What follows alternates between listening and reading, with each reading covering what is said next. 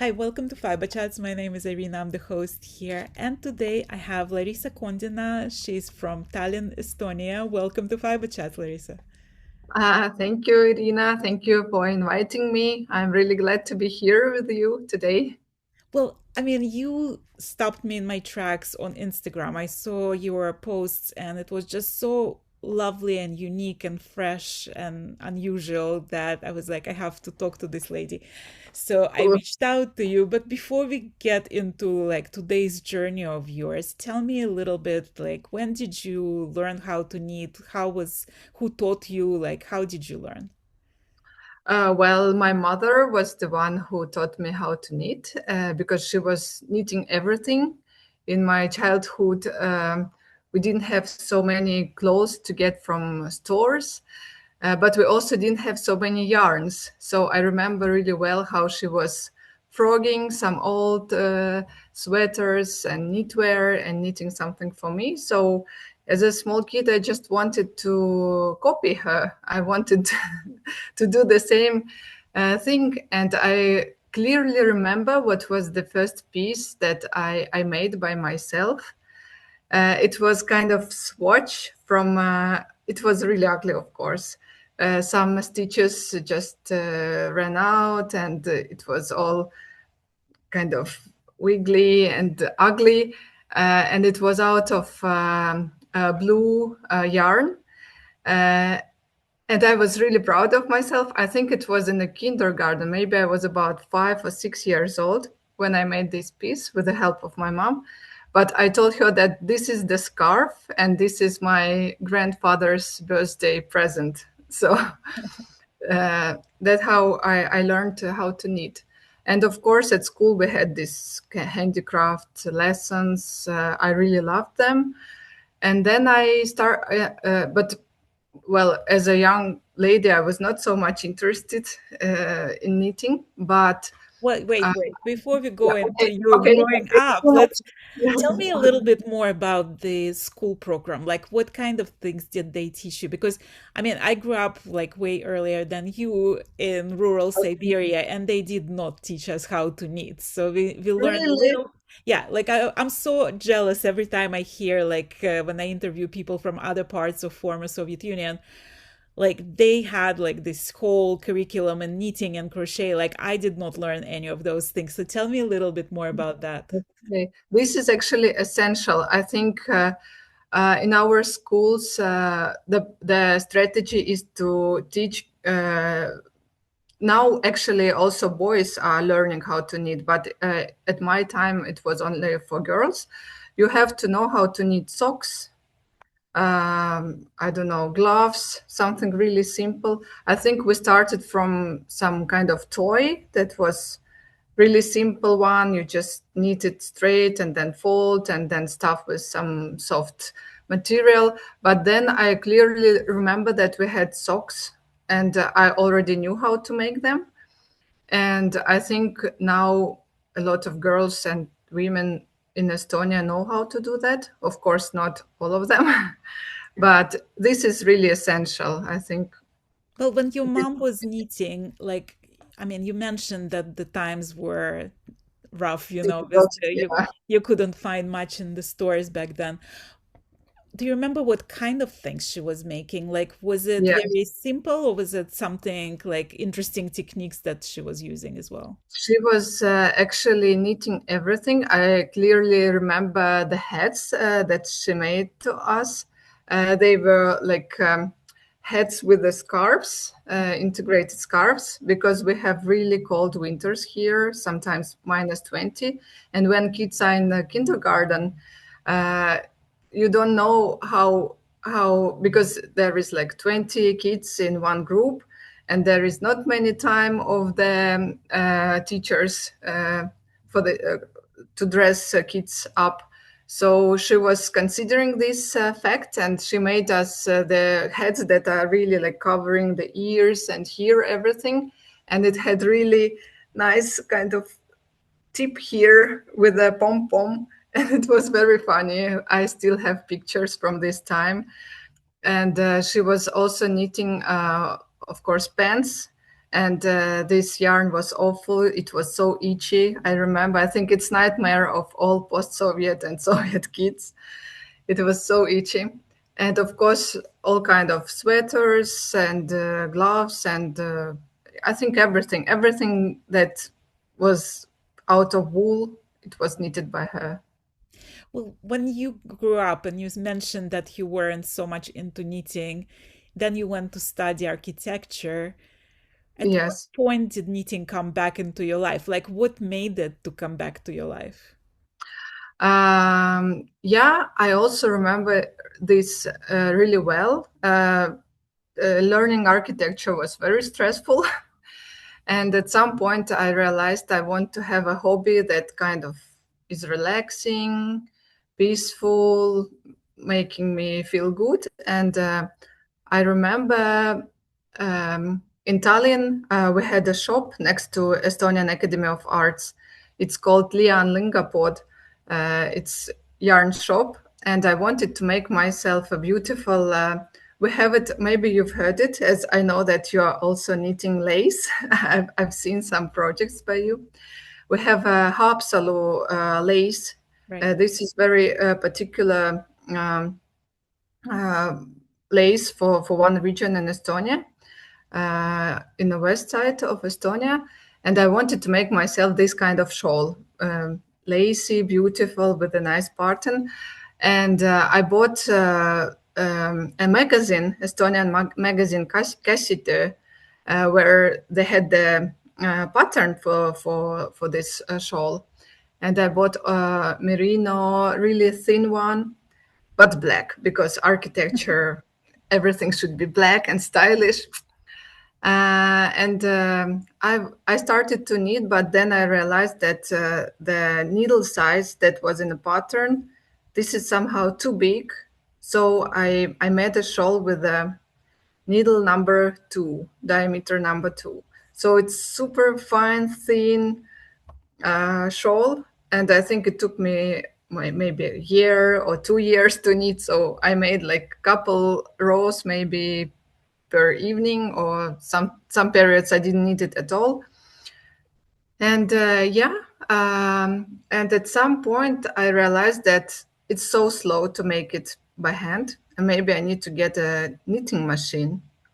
And actually, this workflow is very similar to architectural workflow, because I studied kind of experimental architecture. And when you generate some geometry in a computer, you can print it with 3D printer, or you can mill it with some other tools. And I thought, okay, I can design myself a jumper, and then I just take the pattern and knit it with a machine. So that was my logic, and it worked. I started to experiment with a lot of colorful patterns, geometric patterns inspired by urban sites, and that was my first experiment and experience with knitting on a machine. And yeah, Well, when so people think about machine knitting, there is a little bit of snobism from the hand knitters, right? Because it's yeah. almost like cheating. Like you feel like, oh, machine is not the same as making it by hands. Tell me a little bit about like your experience with machine knitting, because to me, when I see a person doing machine knitting, it seems even more involved than the hand knitting. Somehow it doesn't seem, I mean, I guess that it's like somewhat faster, but it looks very complicated to me. Like, what was your learning process? I was watching like 100 tutorials on a YouTube. I didn't go to any courses. I just did everything by myself. I even have, because today I'm in my studio and my machine is here.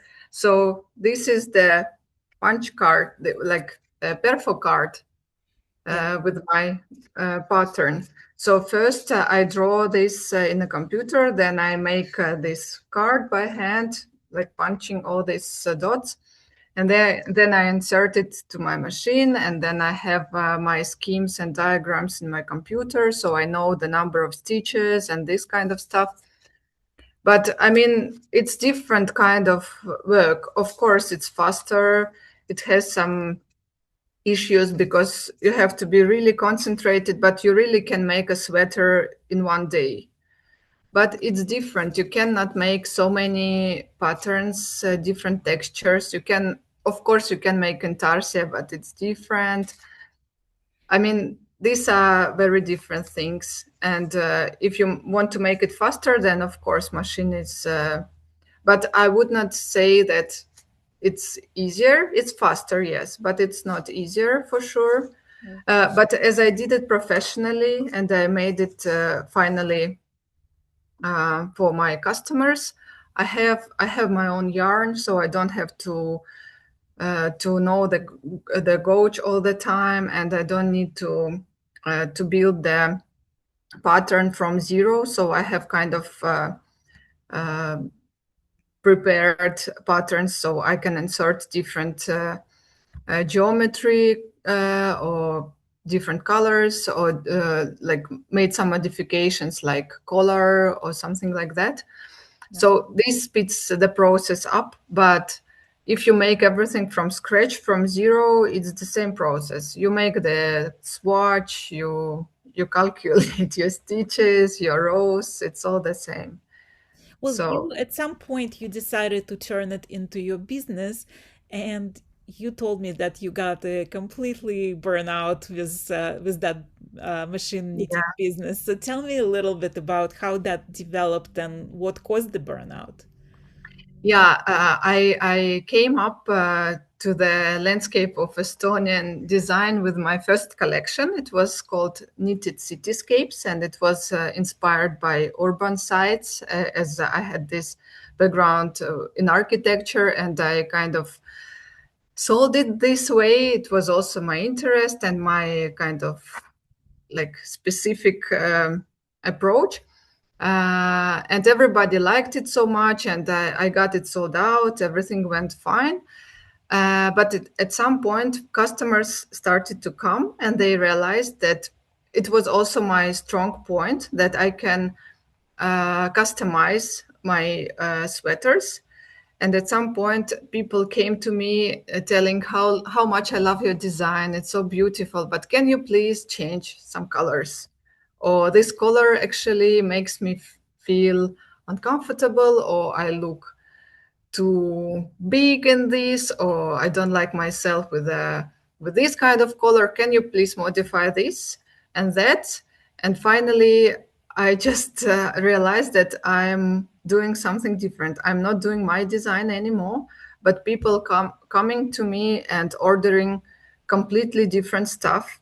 Like, and because there is a pressure about making money out of that, Right. you're kind of thinking, okay, I'm not saying no, because it's money, it's income, and I have to pay for my studio, for yarns. And as I'm renting the studio, I'm here every day and I have to pay for this.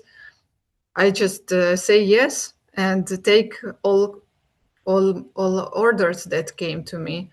But there was never time for experimenting, never time for making my own stuff. And when people are coming, for example, and bringing some old jumpers, and they want a substitute for that, or like a replacement, but with some design issues, then for me it means that I make design from scratch. I develop the sweater from scratch, but they still don't realize that this is the long process, so they expect the normal price, not bigger price for that. And I really I just burnt out because of this. Right. And I mean, yeah, there's also like always that, dilemma of being an artist and staying true to yourself and doing what the inspiration, when the inspiration strikes, what the inspiration dictates, right? And pleasing the customer. So there is always this side of like you an artist and you are a businesswoman, and like where do you go? What do you pursue? yes, So I'm sure that adds the pressure to that. yes. Well, nowadays you decided to go hand knitted style. So How is that process going? And did you find more creative, artistic freedom in that? Yes, absolutely. I think I was kind of I started to knit by hand again with needles because my younger daughter was born 2 years ago. So I couldn't come to my studio, and the machine knitting is really noisy. Yeah, So she cannot be next to me. And I was so frustrated about that, the fact that I cannot make my work anymore, although I was burnt out. And somehow slowly I thought that maybe I can start to do with needles some knitting, but taking all advantages of it. Because on a machine, I cannot switch between colors so easily. I cannot knit in round. I cannot make different textures in one row. So that was my idea, that I do something totally opposite. I do everything that is very far from machine knitting. Everything I cannot do with machine knitting, I want to integrate into my hand knitting. right. And okay, this is slow, but I have now baby who really depends on me. So anyway, it will be slow. I can only knit when she's having nap or when she's falling asleep for the night. So I kind of relaxed in this point that I don't have pressure of customers, I don't have pressure of time. And what I did also, I started to knit only with the leftovers. So I thought if something goes wrong, if it doesn't look neat, beautiful, I don't regret, because this material is basically the waste that is not supposed to be used. And that's how I started, and it worked. And I also think that with the machine knitting, I was all the time searching for perfection, perfection, that Yeah. all stitches are beautiful in a row, everything is so nice. But especially now with the artificial intelligence, I think with the knitting, it's the same. I like if it's not perfect, because it means it's handmade. And I don't want to emphasize, I like to knit beautifully and neatly, but if something doesn't look very straight or nice, this is handmade and this is the value. Well, like I usually don't like asking people where they find the inspiration because it seems like such a cliche question. But then I went on Instagram or Facebook, I can't remember, but like I saw you drawing a cabbage and suddenly I saw that cabbage appearing in one of your knits. So where do you drive the inspiration from usually? Yes, from college. I bake my sourdough bread. Sometimes I cut it and oh my God, it's so beautiful. I like colors. Sometimes I carry more yarns than I need, because I like to put, also here I have it on my table. I have some skeins next to each other. So when I am working on my project, I look at some yarns and I try to imagine if they work together. I like to watch nature. This is also cliche, but maybe it's about light, how sky is opposed to the greenery of the forest. Sometimes, yeah, I like flowers. I buy myself flowers. I think this is also beautiful. Mm, I don't know. I think I watch Pinterest, of course, but I don't necessarily watch for other knitwear. It may be just, I don't know, food again, something. I think I just keep my eyes really open to anything. And I try, somebody told me in Instagram, how do you knit Intarsia in round?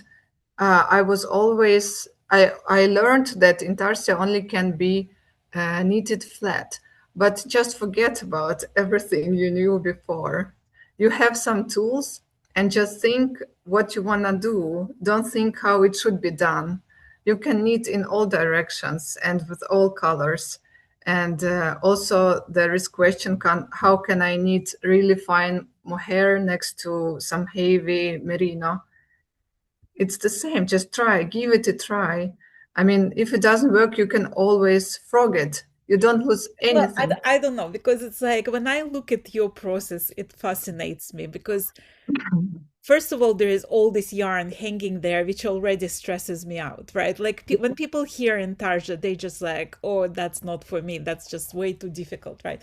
So I've done Intarsia, and yet I'm getting the same sense of panic when I see your half finished items because of all the like hanks hanging out and the little bobbins with yarn and like everything in between.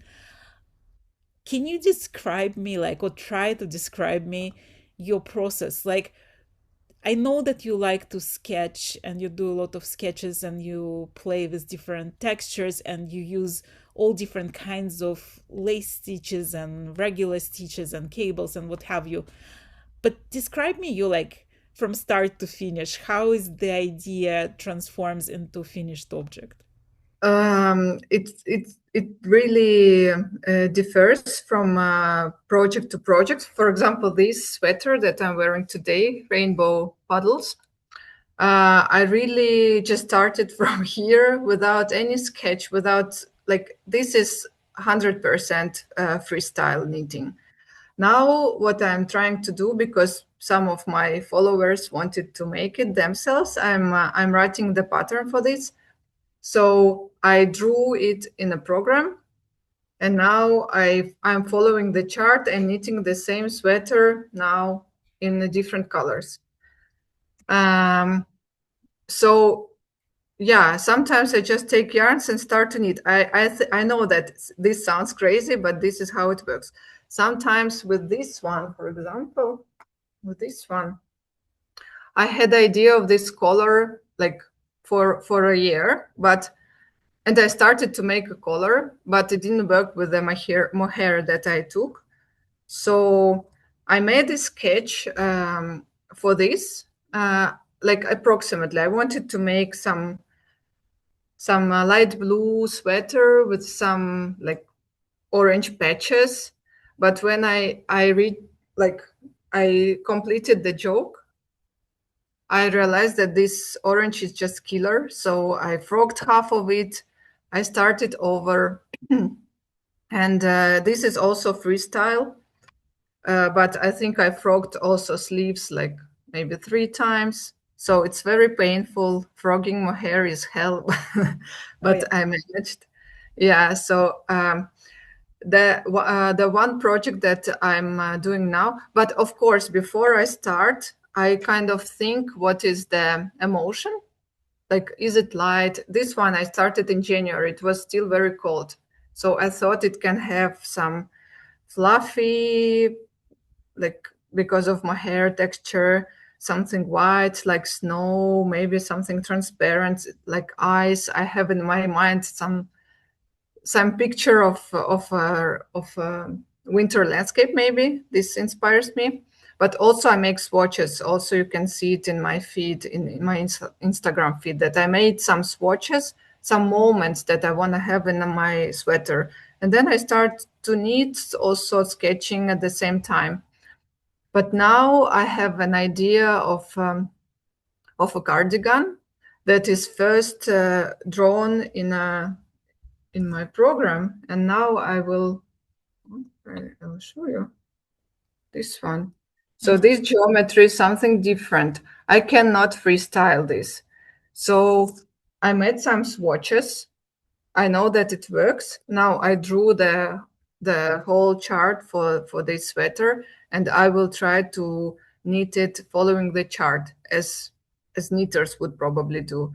So it really depends on the idea, on the material that I have, because sometimes it's really about material. What I got, is it frogged, is it new? Unfortunately, or maybe it's good, I cannot buy frogged mohair. It's so thin and delicate, it's always new. So yeah, it's very different. Well, you published the pattern now and you're working on publishing another one. How is the process of writing a pattern for something that basically is freestyle half of the time? Like, is it difficult to put it in the pattern and to teach people how to make it look neat? Yes, very. With my first project, I also have here. This was my first. This was also made in freestyle. This is cardigan for my daughter, but this is really small, first of all. And second, it has simpler geometry because, for example, for this color work, it's very geometric. There is like nothing hard, and it's knitted flat. Only sleeves are knitted in round.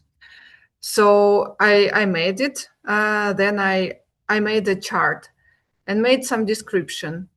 And as it was my first, I also made a test knitting because I thought, okay, people need to test it. I don't know how it works.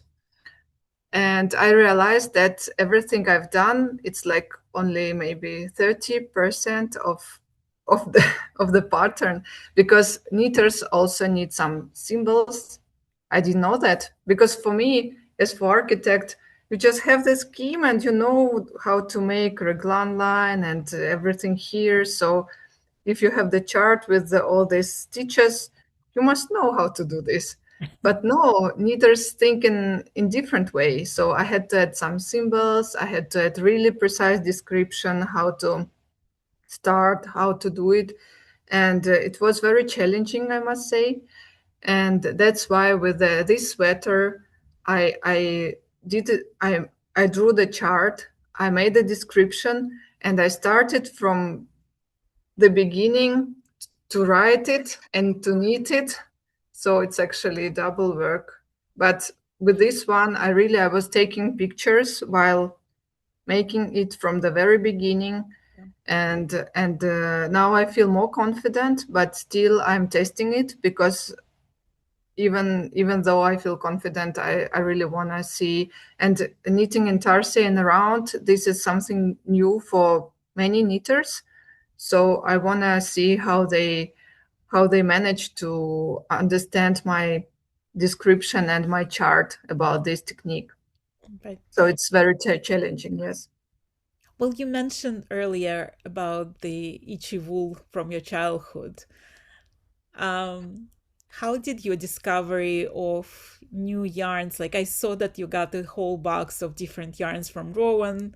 Yeah. Like how did your discovery of what's out there and like all these different yards went, and also how do you decide like what's gonna go into your project? Is it the same yarn company? Is it like you find whatever colors you want to use? How do you go about it?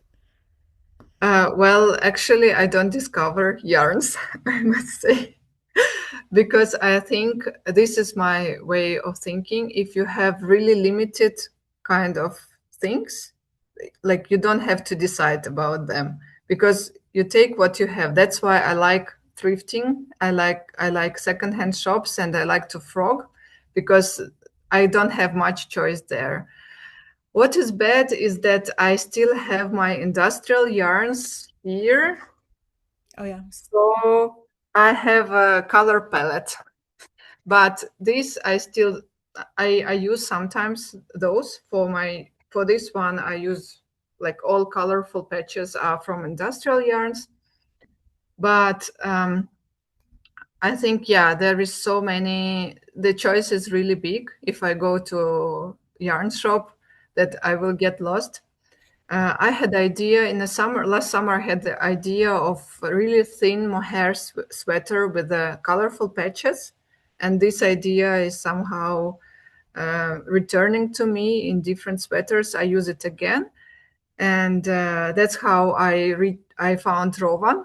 I went to local store and I found, actually, my first sweater is not made with Rovan, but then I bought Rovan and I felt in love, because this is so much softer than the first yarn that I worked with. And yeah, I think I just think about textures first in my head, and not fall in love with because I mean, you fall in love with all yarns, they are all beautiful, and then maybe they start to rule your um, to lead your design. And I think I have too many ideas now. I need, How do you deal with your ideas? Like when the idea occurs to you, do you sketch it? Do you write it down? Do you have a journal of ideas? yeah, I try to sketch it. And sometimes I make swatch. I also call it stitch sketch. like I'm with the stitching and with knitting, I'm sketching my idea. And some ideas, yeah, like with this polo collar, maybe they wait for a year, maybe they just end up in a drawer. I never know. But yeah, I have queue of ideas, and this is bad because each sweater I make, it takes 1 month, maybe 2 months, depends. And it's very sad because sometimes maybe I just um, not forget about the idea, but I don't feel so much intrigued about it. So yeah, I have so many swatches and sketches, and I keep my ideas and try to decide which one I do next. Well, when you mentioned that your first project was this Estonian lace shawl, and I find it like fascinating because I did need some Estonian lace, but like they use this noobs to Yes, yes. decorated, but it's also like interestingly enough, I don't know if you guys know about it. The Estonian women used to sell their shawls by weight, and to make it a little heavier, they came up with the idea of noops. So not only it's very decorative and looks like little pearls, but it also makes the shawl heavier, so thus demanding more money for it. When you learn new techniques, like when you go on Pinterest, and I find like Pinterest is almost worse than Ravelry because you can get lost in all those ideas and stitches and inspirations.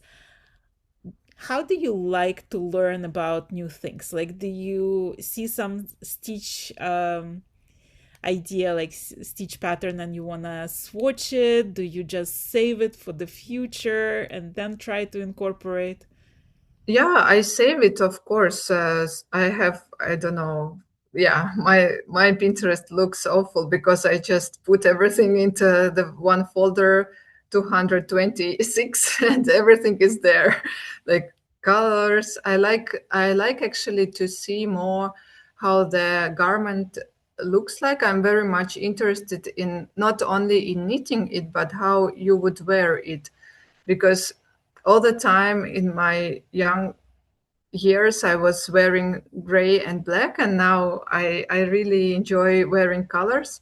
But I don't want it to look like a costume or to look like a crazy woman. I like my sweaters to look stylish and colorful. And I think I put some effort on investigation how would I make it so it would look really cool on the body, and I can combine it with easily with some of my clothes. How would I wear it? And yeah, and stitches, of course. For example, I found this very nice. I don't know if you see this very nice stitch. I don't know. It's not lacy, but then I found in my Estonian books. Yeah, I have two Estonian books by Tiina Meeri. Um, and she had something similar, but not with the mohair. But on Pinterest, I saw it with mohair, and I kind of modified what Tina made. Uh, yeah, uh, I think sometimes I don't even follow the chart in on Pinterest, but rather just see how it looks and try to Recreate. invent something. Right. Well, what's your vision for your future? Like, where do you see, and just for you guys to know, the name of the company that Larissa started calls Mekoome? Yeah, Mekoome. Mekoome. It means we And need yeah, it means we need in Estonian. Mekoome. So, what's your vision for Mekoome? Well, actually, I totally go with the flow. I don't have any vision because a year ago I was convinced that I will sell my ready knitted sweaters as I used to do with my machine knitted stuff. But then I realized that people are more interested in knitting something like that by themselves. So that's how I found a way to make patterns. So I will continue with this. What I want to um, uh, prevent is burning out because I've done it already once, even two times with architecture also, because I really dive deeply into the process. And now I try to enjoy, not because writing the patterns, of course, I got so many comments. Please write the pattern about this sweater and to this sweater, and we love it. And when you will release it, it really kind of also puts the pressure. But I try to move in my rhythm with my projects. And yeah, I will make patterns and see what will be next. Maybe I have to search for the job. Now I'm still stay-at-home mom, Have so you I can. considered teaching a gig in knitting? Yeah, maybe I am asked so much about my technique of Intarsia in round.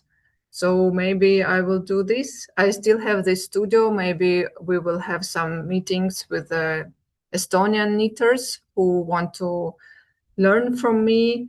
I can only say that I will also participate with a collection of my Intarsia sweaters in Estonian design festival in October.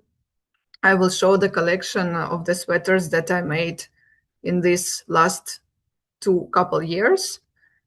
So I'm just open to anything that life will offer me. Not having a clear plan and enjoying the process, and yeah, that's it. Well, when you create your designs, do you think of them in terms of collection, like in terms of like if I did an art exhibition, like that would represent me, or is it like one project at the time? It is a rather one project at the time, but I think if you put them in a row, there is definitely something that some like my my style. There is something in each project that is very typical for me. Colors, some smooth geometry, maybe the structure of the collar or how they are constructed. They are all top to bottom pieces. So I think that in general you would understand that these all pieces are made by one person, but I don't try. And of course, for example, I bought myself this mohair by Rovan, and I got it was too much for one sweater, so I used the same one in this one. So I think these two really are like siblings or something. They are very similar in terms of color. But if I fall in love, my next project will be. I have it. I made it. Oh, you see, they will be pinkish. So Do you I think don't that you know. have certain colors that you gravitate towards again and again? Or do you try to like step outside of your comfort zone and try to experiment with different colors? I try to step out from my comfort zone. For example, pink was never ever a topic for me, but maybe that's how the my daughter influences me. I really like everything pinkish now, but I think at the same time you can make it look not very girly. And as I'm also in my late 30s, I allow myself to wear pink, and I feel still comfortable in that. I think it's really about how you combine colors with others. Um, but yeah, I think I don't like black, although I made some black sweaters also. I made in December. We had really dark December this year, so made with a black background, some geometric really like somebody told me it looks like Kandinsky painting with some triangles and lines. It's really sharp geometry, not this smooth. I think it's more of a male energy there. But yeah, black is something I don't really like. But still, I include it as dots or some like graphical moments here. I can, otherwise, I'm open to all colors, everything. Well, you know how sometimes, like talking of Kandinsky, for example, like you look at the painting and you try to imagine what did the artist mean by that and what's the story behind it. What's is there a story behind like your creations? Does each patch mean something? Like is that like a story, a poetry right there? Maybe. I mean, for example, in this sweater, these particular patches are a frogged head of my son, and I know this. So this kind of it keeps the sweet memory. I remember when he was small, he had this hat, and now these are pieces of my sweater. So that's why maybe I also like working with the frogged yarn because I know what it was before. It's like transformation. But otherwise, I have this name of rainbow puddles for my sweaters, for my first patterns, this one and this one that I'm wearing, because yeah, the story is very simple. I had really awful period of my life when I was burned out, and I had a personal tragedy that, thanks God, I was strong enough to live over. And yeah, uh, I think now I'm just very happy I'm back to knitting with the joy, and I really like what I do now. And I want to celebrate knitting, and I want to celebrate the variety of knitting in each piece. It has different textures, different yarns, different stitches, and after storm there are puddles, and you see the rainbow, and it's reflecting it in puddles. So I it's love very that. simple, but it's about being positive, and it's about believing that everything gonna be fine, and you just have to be strong and happy. Happiness will come back. Well, I love that. I love that story behind that sweater. And I hope that everything is gonna be fine and that you're gonna continue create because you Thank definitely you. make this world more beautiful. Oh, I'm I'm gonna put all the information about how people can find you and support you in the description of this video. And thank you so much, Larissa, for being my guest today and sharing your journey with us. yes, thank you, Irina, for inviting me. It was my pleasure. Thank you. Thank you.